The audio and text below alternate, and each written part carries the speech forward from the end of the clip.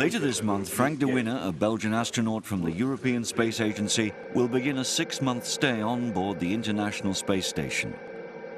Named the OasISS mission, this will be ESA's second long-term flight to the ISS, since construction in orbit began almost 11 years ago. The ISS is now almost complete. The addition of 2 new solar arrays in March this year, combined with additional life support and environmental control systems, mean that 6 astronauts can now live and work on board.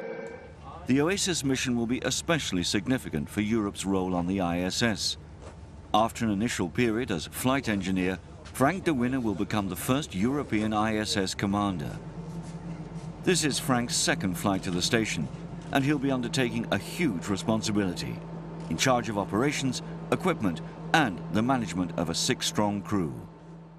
The biggest responsibilities you have as a commander is first of all building the crew here already on the ground, and then of course also on orbit, making sure that you have a good spirit within the team. I will be working with 5 people which are very highly trained, which know what they need to do, which know their tasks extremely well. So my biggest job is basically to keep a good spirit, between the in-flight team, the on-orbit team in the ISS and the ground team, and to make sure that we can accomplish all the objectives that have been set out for us.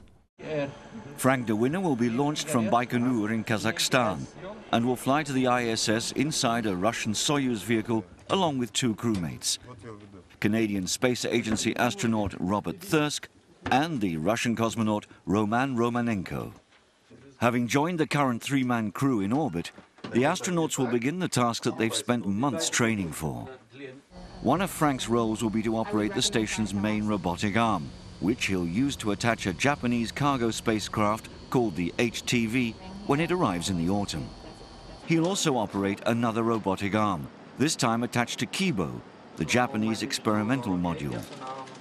With this, Frank will transfer experimental hardware from inside the HTV to docking points on the outside of Kibo.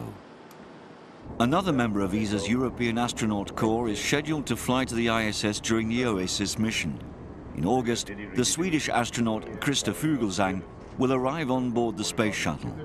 During his 11-day mission, he'll venture outside the space station to prepare it for the arrival of Node 3, the last European-built module, which will arrive in 2010. A larger-than-ever crew on board the International Space Station will allow more time to be spent on Europe's science program in orbit.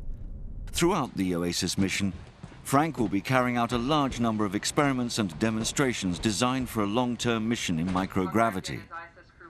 The findings of this research will greatly enhance Europe's future missions into space, as well as having numerous applications back on Earth. In some of our scientific modules that we have on board of the International Space Station, in our labs like the Columbus lab or like the Kibo lab, we have a lot of capabilities to do science, both in fluid science, material science, biology, and we're going to have a full complement of international scientific experiments in all of these disciplines that should help us better understand how certain things work here on Earth, but that can also help us in exploring further the solar system.